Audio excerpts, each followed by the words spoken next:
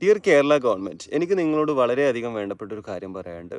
അതായത് നിങ്ങളൊരു software develop ചെയ്യണം പൊതുജനങ്ങൾക്ക് വേണ്ടിയിട്ട്. അതായത് നമ്മൾ ഈ വണ്ടിയിലൊക്കെ പോകുന്ന സമയത്ത് ഹെൽമെറ്റ് ഇല്ലെങ്കിലും ബാക്കിൽ ഹെൽമെറ്റ് ഇല്ലെങ്കിലും ഫ്രണ്ടിൽ ഹെൽമെറ്റ് ഇല്ലെങ്കിൽ പോലീസുകാർ ഫോട്ടോസ് എടുത്തിട്ട് പോസ്റ്റ് ചെയ്യാറുണ്ട്. അപ്പോൾ ഒരു 500 റുപ്പീസ് നമുക്ക് ആ നല്ല ഫോട്ടോയും കിട്ടും, ഒരു 500 റുപ്പീസ് ഫൈനും കിട്ടും. സോ ഇത് നിങ്ങളൊരു പൊതുജനങ്ങൾക്ക് വേണ്ടിയിട്ട് ഒരു സോഫ്റ്റ്വെയർ ഡെവലപ്പ് ചെയ്യണം. അപ്പോൾ ഒരുപാട് ഹെൽമെറ്റ് കേസുകൾ കുറയും. അപ്പോൾ നമുക്ക് എന്താ ശരിക്കും വേണ്ടതെന്ന് പറഞ്ഞാൽ ഈ സോഫ്റ്റ്വെയർ ഉപയോഗിച്ചിട്ട് നമുക്ക് ഫോട്ടോസ് എടുത്തിട്ട് ഒരു വീഡിയോ ഫോട്ടോസ് ഒക്കെ യൂസ് ചെയ്തിട്ട് ഫേക്ക് ഒക്കെ ഉണ്ടാക്കാൻ പറ്റുന്നുണ്ട്. അത് റിസ്ക് ആണ്. ക്വാളിറ്റി ഉള്ള വിശ്വസിക്കാൻ പറ്റുന്ന വീഡിയോസ് നമ്മൾ പോസ്റ്റ് ചെയ്യുക. ആ ഒരു വീഡിയോ പോസ്റ്റ് ചെയ്താൽ ഒരു തലക്ക് നമുക്കൊരു 200 റുപ്പീസ് കമ്മീഷൻ തന്നാൽ മതി. 500 റുപ്പീസ് ആണല്ലോ ഫൈൻ വരുന്നത്. അതിലൊരു 200 റുപ്പീസ് നമുക്ക് തന്നാൽ മതി. 300 റുപ്പീസ് നിങ്ങളെടുത്തോ.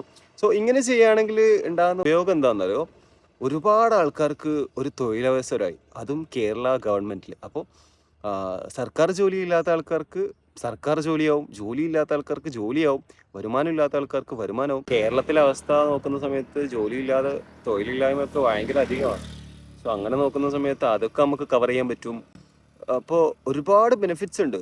ഹെൽമെറ്റ് ഇടാത്ത ആൾക്കാരുടെ എണ്ണം കുറയും. കാരണം എല്ലാ പൊതുജനങ്ങളുടെ കയ്യിൽ ഈ സോഫ്റ്റ്വെയർ ഉണ്ടെങ്കിൽ ഹെൽമെറ്റ് ഇടാതെ ആക്കാൻ പറ്റില്ലല്ലോ. ഇപ്പം തന്നെ ഇതാ ഒരു തല പോകുന്നുണ്ട്. സോ ഇതൊക്കെ കിട്ടിക്കഴിഞ്ഞാൽ എനിക്കൊരു 200 റുപ്പീസ് കമ്മീഷൻ കിട്ടിയാണ്.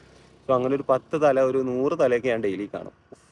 20,000 മാസം 6 ലക്ഷം റുപ്യ ഉണ്ടാക്കാം. ഇത് വിടും. അപ്പോൾ നിങ്ങൾ പറ്റുകയാണെങ്കിൽ ഒരു സോഫ്റ്റ്വെയർ ഡെവലപ്പ് ചെയ്യുക. അതിൽ കുറച്ചുകൂടി ഡെവലപ്പ് ചെയ്തിട്ടുള്ള പോർഷൻ എങ്ങനെയാണ് വേണ്ടത് എന്നുള്ളത് ഞാൻ കുറച്ചുകൂടി പ്ലാൻ ചെയ്തിട്ട് നെക്സ്റ്റ് വീഡിയോയിലായിട്ട് പറഞ്ഞുതരാം.